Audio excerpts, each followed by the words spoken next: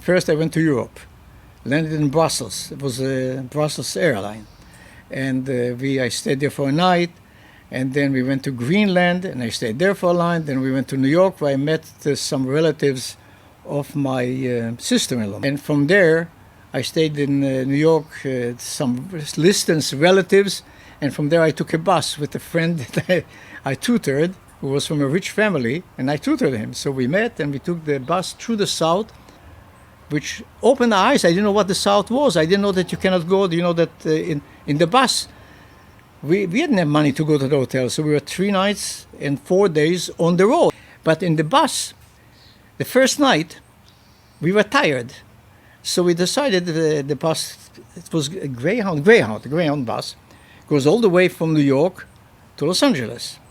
And 2 of our friends from my high school, were here already, so we know where to come to this place, which is not too far from where we sit right here. But the story of how we came was a voyage in itself, because at night, I'm tired, so I said to my friend Chaim Lustig, Chaim, come and let's go to the back seat, because we can lie down, there's nobody on the bus right now.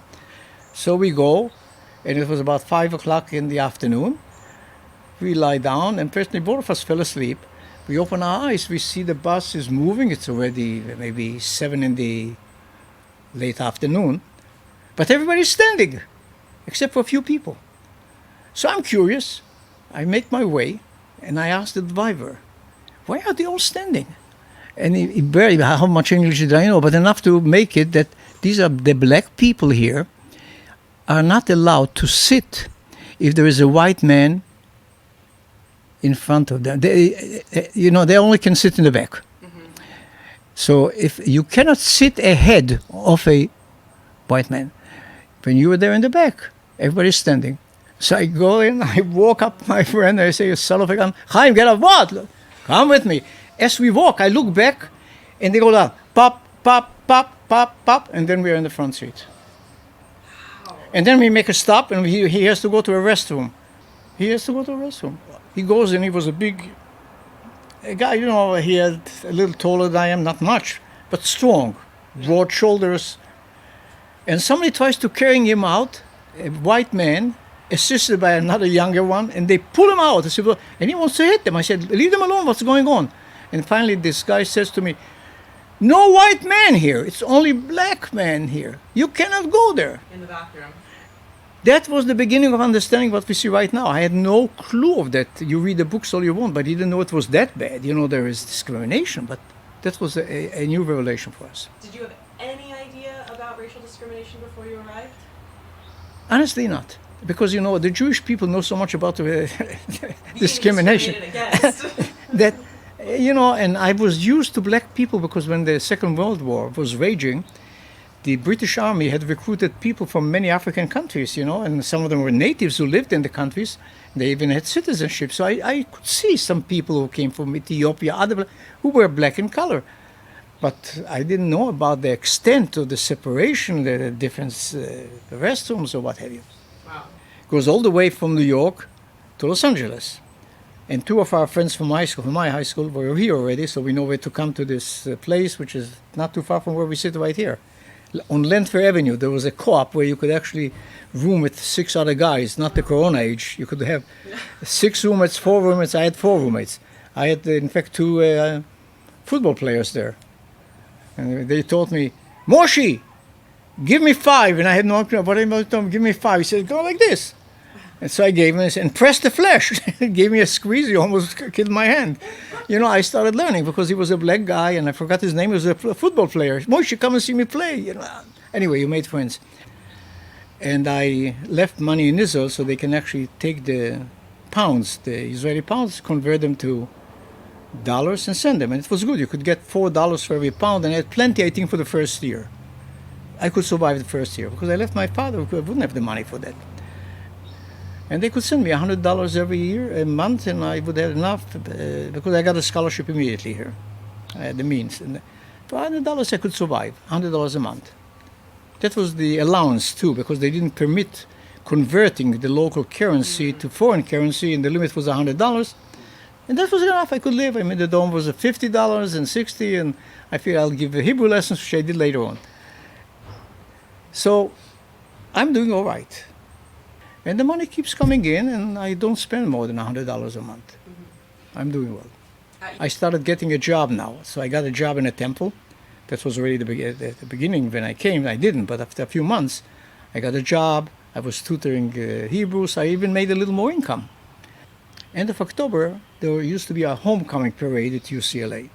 That's the first year I heard about it, so I went out with all the fellows, Israelis, to see this homecoming. I go to see the homecoming, and as I am walking on Westwood with two guys, all of a sudden, I see a fellow whose brother is walking with me, he's a little older, with a woman, and I get startled, just like that. My God, it was October, it was a little cold, with a beige coat, and she had something which was like little two shoes. I still remember. But I look at the eyes and the face, that's the woman on the horse. That's the woman on the horse, and that was in October of 1951. The first time I saw her on campus, she was sitting right next to Kirkhoff Hall where the Israelis used to meet. So she discovered it, and I walk over to her, and I said, "You had a haircut." And she was kind of puzzled. I didn't tell her I saw her on a horse or anything. I didn't reveal anything. Oh, anyway, it impressed her that I remember it. And to make the long story a little shorter, a woman like this is much in demand. You know, there are many suitors, but she had a boyfriend in Israel, and I had a girlfriend, and so she waved them off. And my question is, do I really try to court this woman? She must have a boyfriend. And everybody tells me, yes, she has a boyfriend in Israel. The guy who was with me on the bus that I told you almost got kicked out from a restroom tells me, no, she has a boyfriend who is the guy who was on the horses. He owns the riding school. And she will never look at you because he is the most sought after young man in the state of Israel. So forget about it. Well, I don't forget about it. I'm a little reluctant. But then I said, what can you lose? She came a little late, so she couldn't start the semester. She was late for the fall semester, so she had to wait for the end of February. Now I say, it's a break. Come on, go in the break, visit her. It's now the 7th of February.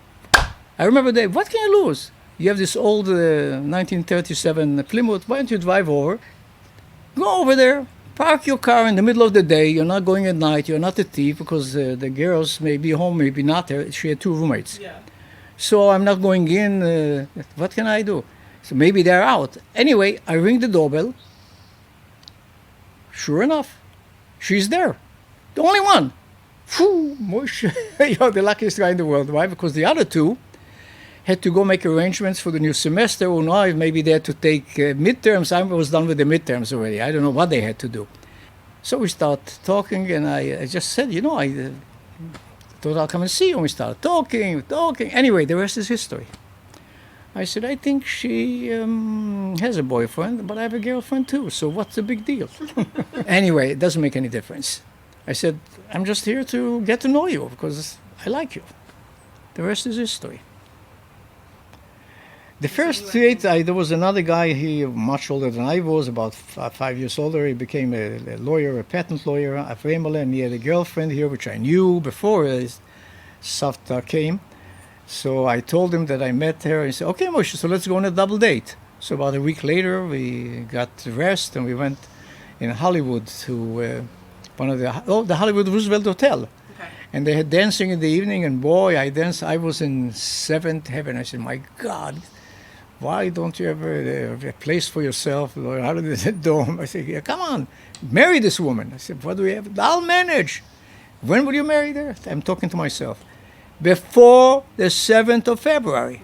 Yes. We went dancing and we became very close, and all of a sudden the chemistry was there from the first minute. Yeah. Because there was something about her, and I knew that, don't be stupid. I knew it from the day one that I'm going to marry her. But I think by April it was known. Because September she already told her parents. In fact, April she already wrote a letter that she found someone who is driving her crazy to get married. So we were going to marry in December. So September she already informed her parents. April, May, I think she informed already. I informed my girlfriend probably in February. You know, you find no. I found my love of my life. I mean, you know, and she thought, you know, her parents were going to maybe bring me tickets and told to my parents that I should come back and get married. But anyway, I wrote that it's off, just plain off, that I found a woman that I'm going to marry. And I finally convinced her, and she said in September she writes. I told her she came.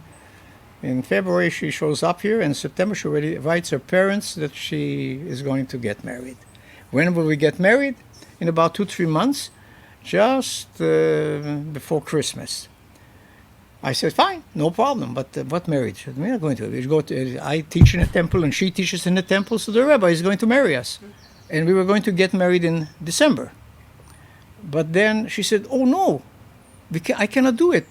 I have to study for finals. You know, I have to get ready, and there is a lot to do. I don't know what she wanted to do. Dress, what? I cannot. Finals. I have to study for finals. If we are going to get married, we have to find an apartment and whatnot. So I said, my God, that's still February.